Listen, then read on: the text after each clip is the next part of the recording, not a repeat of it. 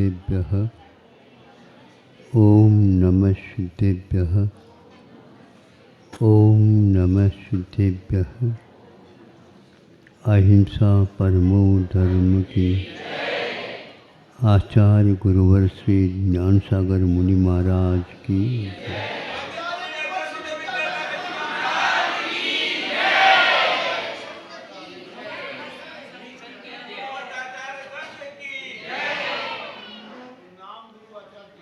प्रतिदिन की भांति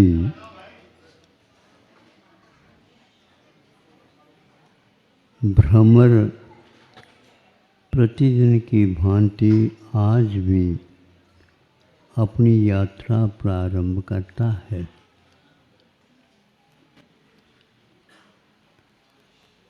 जहाँ उसे सुगंधी मिल जाती है उसी ओर वह आगे बढ़ता जाता है। बढ़ता बढ़ता गया, एक बहुत बड़ा तालाब जैसा था। वहाँ पर भिन्न भिन्न प्रकार के कमल अपने सुगंधी से ओतप्रोत थे। पूरा तालाब ही सुगंधित हो गया था। सोचा यहाँ पर शाम तक भी रहूं तो पेट नहीं भरेगा, लेकिन मन तृप्ति अवश्य होगी।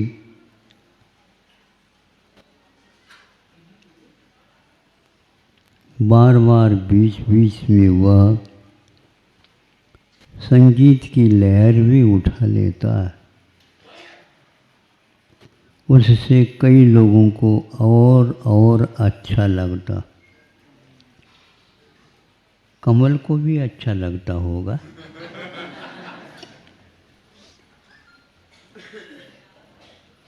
तो वह इतना मग्न हो गया, इतना मग्न हो गया, जहाँ विघ्न नहीं होते हैं वहाँ पर मग्न बहुत जल्दी हो जाता है। कौन? मन है। मन को यदि विघ्न हुआ, घर पूरा भरा हुआ भी क्यों न हो, अच्छा नहीं लगता। वह बहुत ही उत्साह के साथ उस रस को पीने में लग गया। ऐसा लगन लग गई उसकी, अब तो संसार में कुछ रहा ही नहीं उसके लिए। सूर्य नारायण भी इधर उत्पन्न हो करके और इस ओर आ गए, ये भी उसे भान नहीं रहा।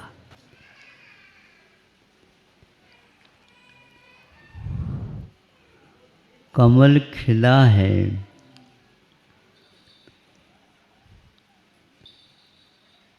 कमल भरपूर है सुगंधि से, इसमें कोई संदेह नहीं।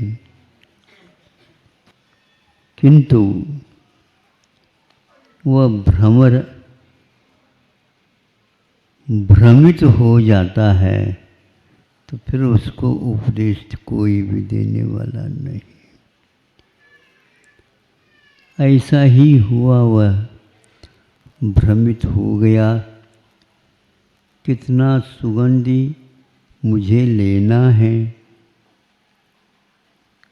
ये कब तक मैं लेता रहूँगा, इसको वह भूल गया आज। यदि वह प्रतिदिन की भांति नहीं भूलता तो स्वतंत्र विचरण करता हुआ पुनः अपने घर लौट आता। लेकिन इसी को घर बना लो, जहाँ गए वहीं पर घर बन गया तो फिर बेघर होने में देर नहीं लगेगा।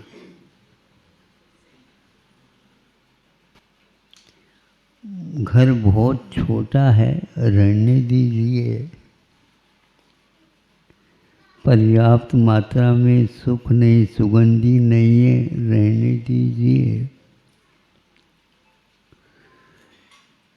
थोड़े बहुत प्रवास करके आप शरीर को थोड़ा सा श्रम कर लीजिए। फिर एक बार थक गया तो अवश्य आपको नींद आ जाएगी और नींद में मन भी आपको कुछ कहेगा नहीं। मन इसीलिए आपका साथ देता है, जब चाहे आप उस समय सोना चाहो। सोने की प्रक्रिया कई प्रकार की होती है, हाँ, किंतु यदि मन को तभी अच्छा लगता है, जब अच्छा लगता है नींद आ जाती, और अच्छा नहीं लगा दादाजी तो खांसते रहेंगे, और जो सो रहा है वह मजे नहीं। सो जाने के उपरांत बहुत कुछ भार उतर जाता है। आप लोग भी महसूस करते होंगे। सोने अनेक प्रकार के होते हैं, ये बात अलग है, हाँ। आचार्य कुंद देव ने हम लोगों के लिए भी कहा है, तुम तो सोते जाओ, सोना नहीं छोड़ना, किंतु किसमें सोना ये बहुत ध्यान रखना।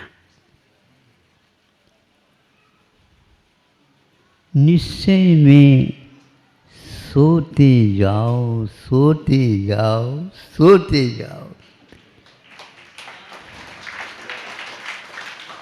कुंद कहते हैं अच्छे हो तुम, किंतु व्यवहार में तुम जागोगे तो फिर जागते रहो, जागते रहो, और एक प्रकार से दीपक का तेल जलाते रहो, जलाते रहो। जो व्यवहार में सो जाता है निश्चय में जागता है, और यह व्यवहार नहीं छूटेगी। नहीं समझे? इनके लिए भी बांधना पड़ता है।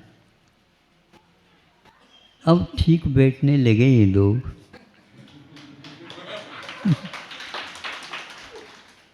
क्योंकि हम देना चाहते हैं समय, हाँ हुल्ला करोगे तो उसका कोई रस आएगा नहीं।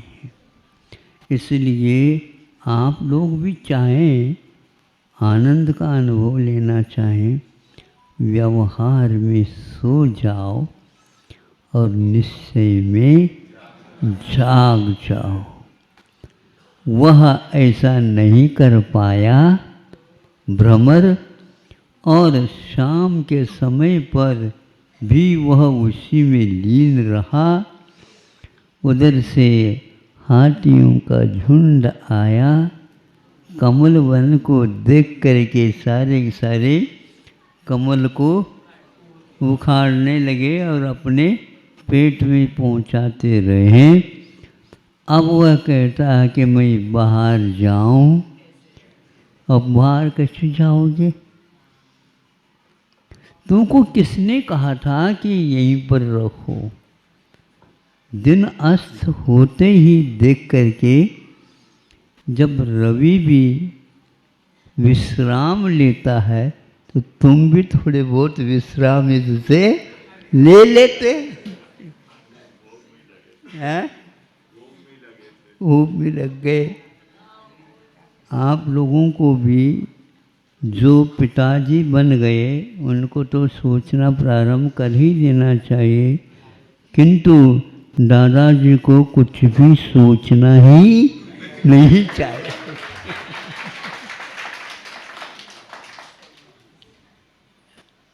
तब अपने आप ही पिता भी ठीक काम करेंगे, दादाजी को भी अच्छा लगेगा बेटा अच्छा काम कर रहा है, और नाती का अब काम बढ़िया हो जाएगा। सबसे ज़्यादा दादाजी को नाती जी की फिक्र रहती है, रहती है कि नहीं? सही बताओ। है सही है। फिर पिताजी को हमारे पास भेज दो।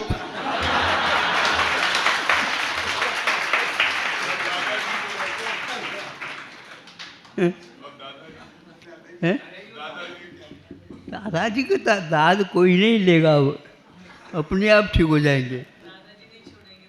हाँ, इसीलिए आप लोग सब समझ गए हैं, ऐसी बात नहीं है।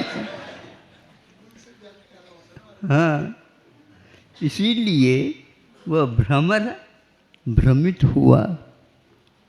आप इस प्रकार इसमें भ्रमित नहीं होना, क्योंकि जब तक इंद्रियों की संपदा है तब तक ये सब कुछ दिख रहा है, और जब इंद्रियों की संपदा समाप्त हो जाएगी वार्धक्य केवलम श्रम है। बुढ़ापे में तो केवल श्रम, थकावट और कुछ भी अच्छा नहीं लगना। कुछ भी अच्छा नहीं लगना ये बहुत अच्छा है, लेकिन कुछ भी अच्छा नहीं लगना चाहिए। अभी अच्छा लग रहा है दादाजी को तो फिर अच्छा नहीं होगा।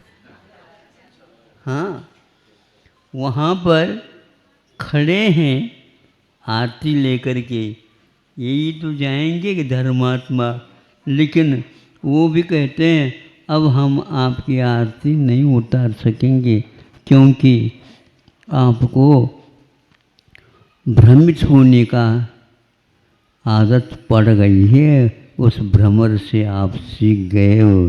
स्वर्ग में आपको यहाँ ठिकाना नहीं मिलेगा। उन्हीं लोगों को मिलता है जो वहाँ पर थक करके और कुछ मंत्र जाप करके आए हैं, उन्हीं के लिए हम यहाँ पर व्यवस्था दे रहे हैं। बाकी आप लोग सीधे रास्ते हैं, सीधे रास्ते से, जिस रास्ते से आए उसी रास्ते से जाओ। इसलिए अब घर में जो आबादी बढ़ रही है वो दादाजियों के कारण बढ़ रही है। हाँ, इसलिए उनको अब घर के सदस्य के रूप में न मान करके मेहमान के रूप में मानो। इन्हीं के कारण हम लोगों का सब कुछ अच्छा हुआ है। अच्छा है ना? बहुत अच्छा, बहुत अच्छा है। इसको याद रखोगे आगे बहुत अच्छा लगेगा, और इसको याद नहीं रखोगे कोई पूछने वाला नहीं रहेगा। दादाजी को बहुत कम लोग पूछते, नहीं समझे? कारण क्या है आप ही लोग जानो, लेकिन है ऐसा ही। और इनके पास है ही क्या, वो नहीं समझे? इनके पास है ही क्या? तो अभी तो मैं ये कथा नहीं सुनाऊंगा। बहुत कुछ अच्छा है, यही ठीक है। ज़्यादा अच्छा होना ठीक नहीं है। हाँ बिल्कुल।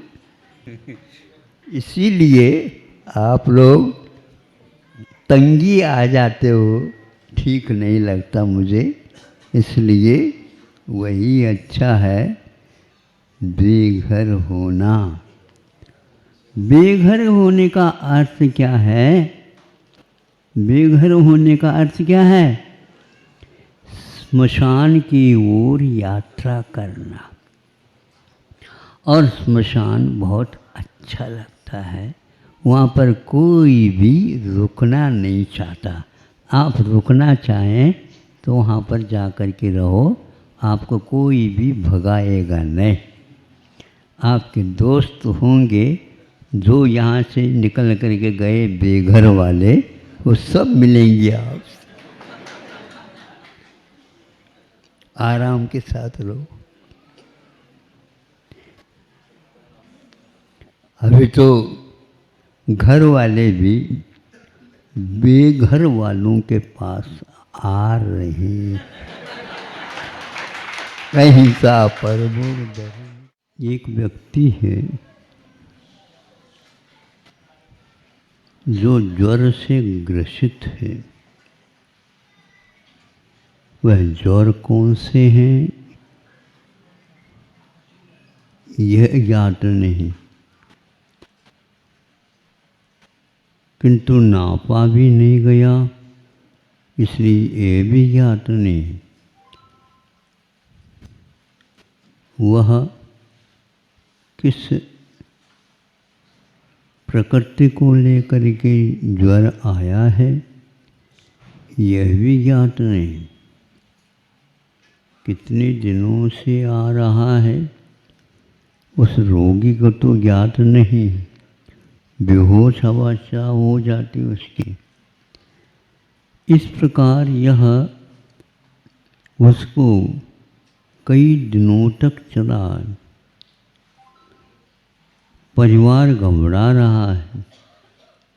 इसका आखिर प्रतिकार क्या है?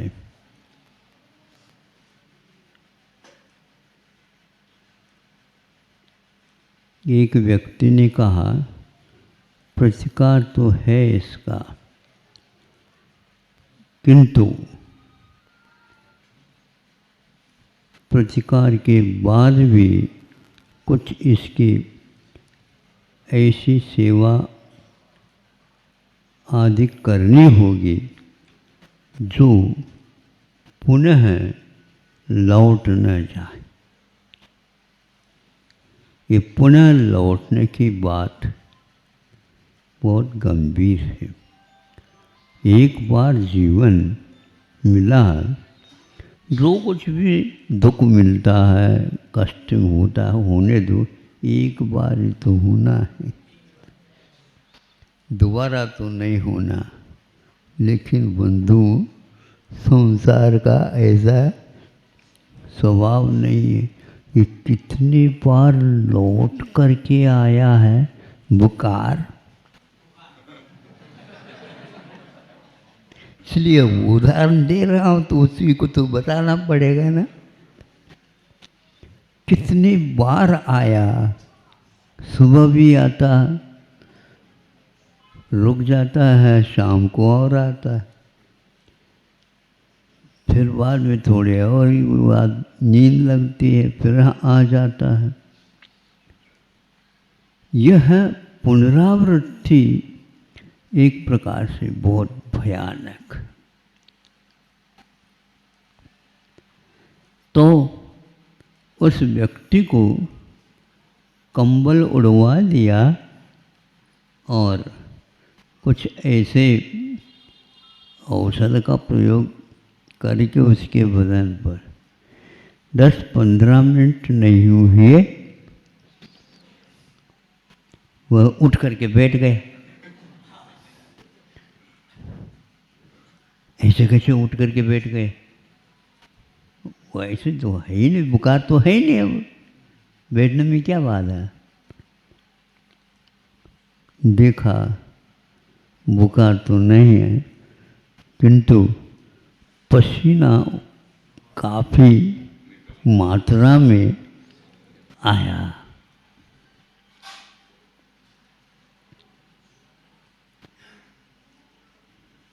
शरीर के पास या इस आत्मा के पास दो प्रकार की प्रकृतियां रहती हैं, एक पुण्य प्रकृति, एक पाप प्रकृति। प्रत्येक नाम कर्म का उदय यदि चलता है तो वह पुण्य प्रकृति मानी जाती है, जो सब लोगों के पास है।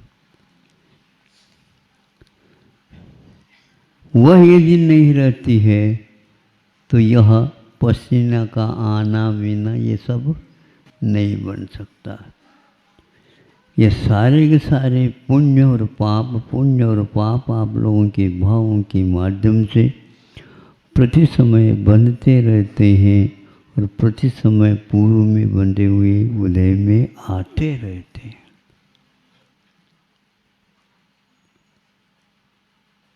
इस व्यवस्था से जो अवगत होता है वह सोचता है कि इसमें कौन सा ऐसा रास्ता है जिससे कि हम इन प्रकृतियों से बच सके। आचार्यों ने हम लोगों के ऊपर यही एक बहुत बड़ा उपकार किया है। तुम घबराओगे तो काम नहीं चलने वाला। घबराता क्यों? भय प्रकृति के कारण। तो भय तो उदय में आएगा ही, क्यों नहीं? भय प्रकृति का जब उदय आएगा तो डर लगेगा। आप कह रहे हो डरने की बात नहीं है। हाँ बिल्कुल, काम यदि आपने गलत किया है इसको पहले स्वीकार कर लो। अब इसके उपरांत उसको पछाड़ना है, झाड़ना है, पछाड़ना है। उसको देखते ही कप कपी आती है। कैसे पछाड़े? धैर्य से पछाड़े। धैर्य आएगा कहाँ से? भीतर आत्म तत्व है, वह भय के ऊपर आधारित नहीं। ऐसे भय करते हुए बैठेंगे तो यहाँ पर चलने वाला नहीं है।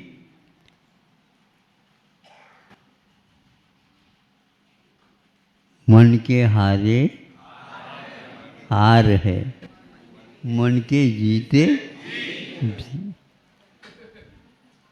ये क्या है? ये कर्म है, कथनचित कर्म है, लेकिन इसमें आत्मा की चेतना मुख्य है।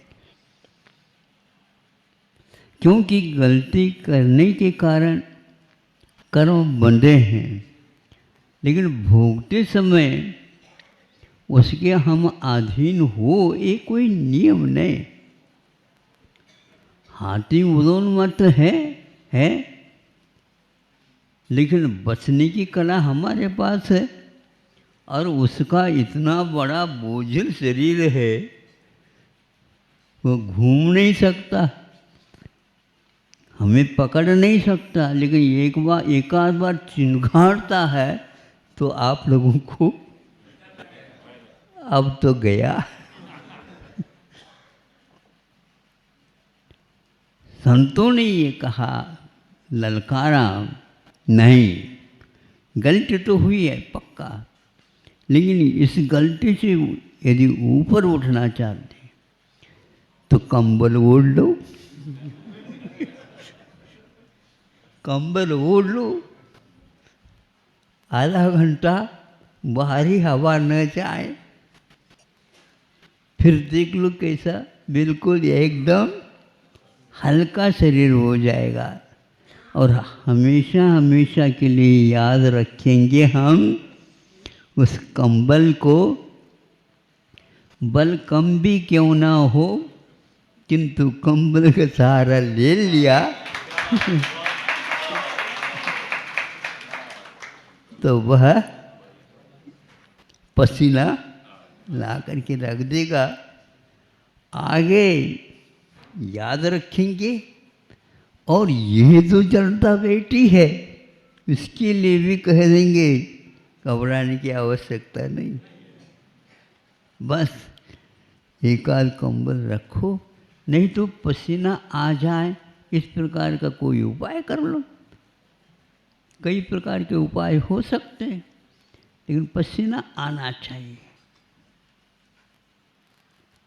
एक बार ये कला सीख ली, जैसे डॉक्टर वैद्य लोग आपको घबराओ नहीं, घबराओ नहीं, घबराओ नहीं, नहीं तो घबराता तो हूँ नहीं, लेकिन आप बिल कितने मांगेंगे? परस्पर उपग्रहो जीवाना। आप लोग धर्म की प्रभावना करने के लिए जहाँ कहीं भी स्थान मिला वहाँ पर इसको चित्राम कर दिया। तो देखो, परस्पर उपग्रहो जीवानम, इसमें क्या कहा? जीवानाम कहा, क्योंकि वह जैनाचार्य थे, उनको तो ऐसा लिखना चाहिए था, परस्पर उपग्रहो जैनानाम, ऐसा नहीं लिखा। सुन रहे हो? हाँ, जीव मात्र के प्रति करुणा भाव रख कर के जो कष्ट में है उसको भी कष्ट से दूर करने का प्रयास करते हैं, करना चाहिए। और बहुत दूर तक आपको जाना है, वहाँ तक हमारे इस नुस्खा जो है सबके पास भेज देंगे। एक अपने ऊपर ही आपका बहुत बड़ा उपकार हो जाएगा, कुछ फल अपने को भी मिलेगा।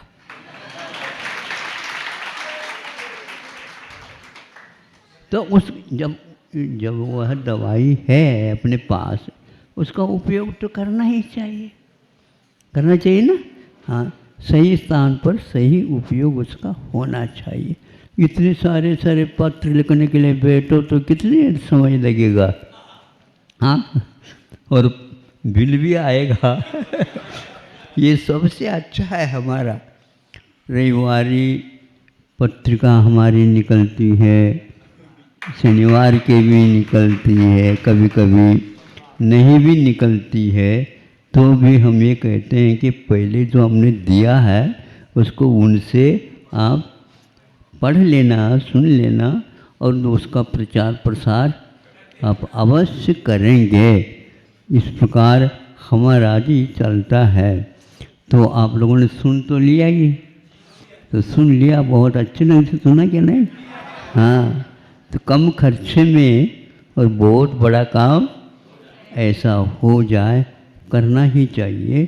तो वह हमारा पुण्य का उदय था, और धैर्य को हमने बटोरा, और उसके माध्यम से इस प्रकार की आपत्तियों से दूर हम औरों को भी और स्वयं को भी कर सकते हैं। मोक्ष मार्ग में संकल्प यदि सुरक्षित रह सकता है, मन के हारे हार है, मन के जीते जी। कितनी भी उम्र क्यों ना हो, किंतु यह यदि सूत्र याद हो तो बहुतों को ऊपर उपकार हो सकता है। इसी बात को लेकर के आप लोग सोचेंगे, इतना पर्याप्त है। गर्मी का समय है, आपको भी कष्ट न हो। अहिंसा परमो धर्म हमने पढ़ा था जब छोटे थे उस समय, किंतु वह पाठ एक प्रकार से अच्छे अच्छे व्यक्तियों के लिए भी प्रेरक हो सकता। एक तो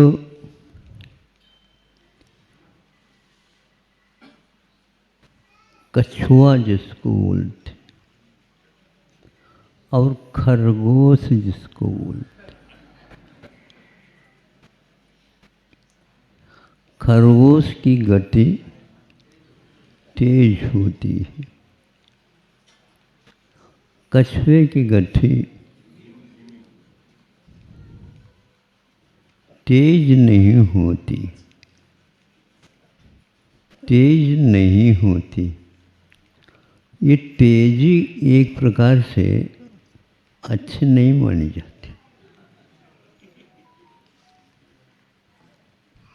ये बहुत तेज बोलते हैं, ये बहुत तेज चलते हैं, आदि आदि, लेकिन फिर बाद में सो जाते।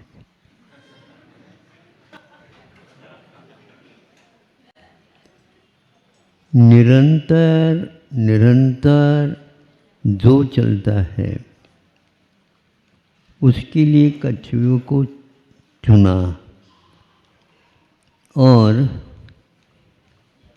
ज़्यादा तेज भागता तो है लेकिन वह भूल भी जाता है, या यूं कह दो अभिमान में भी आ जाता है।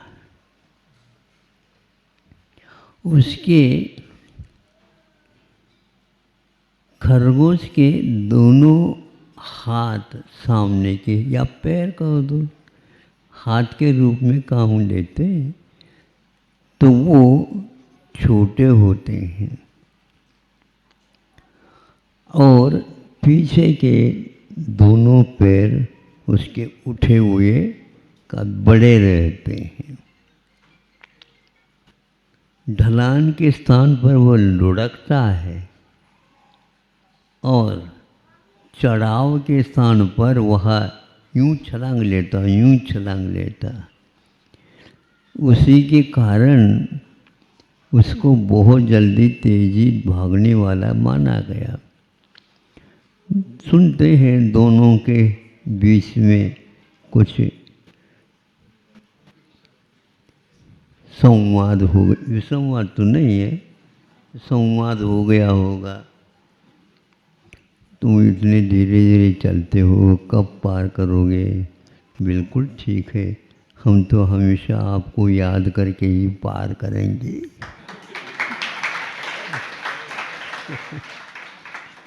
हम तो हमेशा आपको याद करेंगे और अपना काम करेंगे।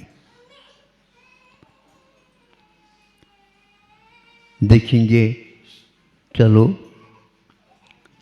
तो वह रास्ता तय करना, इतना समय अपने पास इतना है। हाँ हाँ, आप भी तो साथ चलेंगे ना? हाँ हाँ, मैं भी साथ चलूँगा, लेकिन तुम्हारे से आगे ही जाऊँगा। छोटे बच्चों के लिए प्रेरणाप्रद कथा है,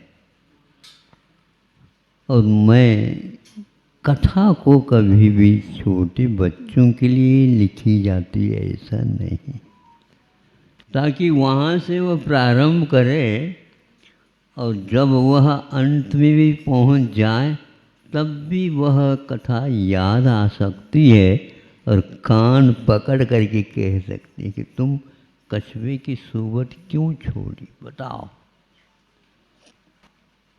और तुम खरगोश की ओर क्यों भागे, क्या मिला उससे? कुछ नहीं मिला। प्रत्युत हम और खर्च करते हैं और गलत धारणा बना देते हैं।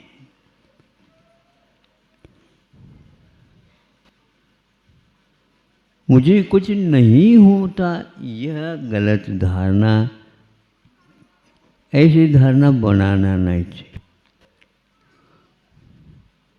कार्य होते हैं, करने से होते हैं। हाँ, बिना ठाने नहीं होते, ये बिल्कुल ठीक है, लेकिन गलत ठान लिया तो वह कार्य हुआ लेकिन उल्टा हो। उल्टा होता है तो मिथ्या तो होता है, सुलटा होता है, सही होता है तो सम्यक तो होता है। और बीच बीच में मान को याद करना, मान को याद करने की अपेक्षा से मानी को याद करना हमेशा हमेशा उनका अवपतन ही हुआ है। इसलिए हमें मानना है जिनवानी को, किंतु उसको जीवन की उन्नति का कारण मानना है।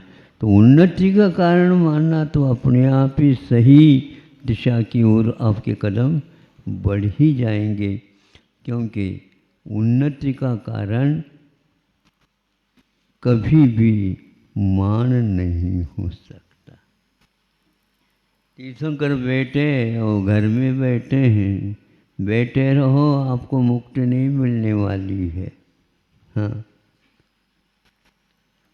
आपसे पहले और किसी को मिल सकती है, लेकिन आपको तो जब तक घर में बैठे रहोगे मिलेगी नहीं। क्यों नहीं मिलेगी? मैं तो ठेका ही लेकर के आया। ठेका तो नहीं है, लेकिन ठेका का कार्य अभी प्रारंभ नहीं हुआ है।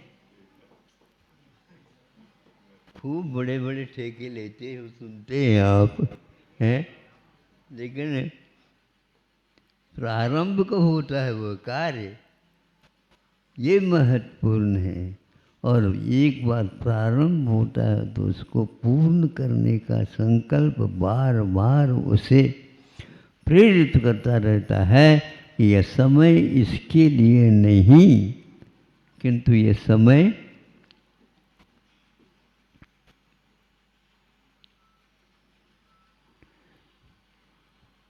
ड्राइवर है या क्लीनर है वगैरह, ये जब कभी भी स्टेशन या रोड पर गाड़ी खड़े करते हैं और बैठ करके पीना पीना नहीं, कुछ नहीं, खड़े हो करके ही, नहीं समझे, इधर उधर देखते हुए सुर्खी लेते रहते बैठते नहीं। हाँ, मतलब बैठना अनिवार्य नहीं, थोड़ा सा विश्राम लेना ठीक है, आवश्यक। लेकिन वह विश्राम में भी यही देखते रहते हैं कि हाँ चलना है।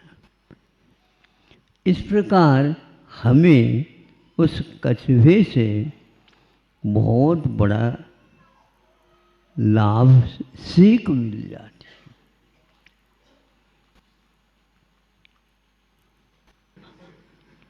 देख लेंगे क्लियरी में हो जाए तो 5 की कटौती कर लेंगे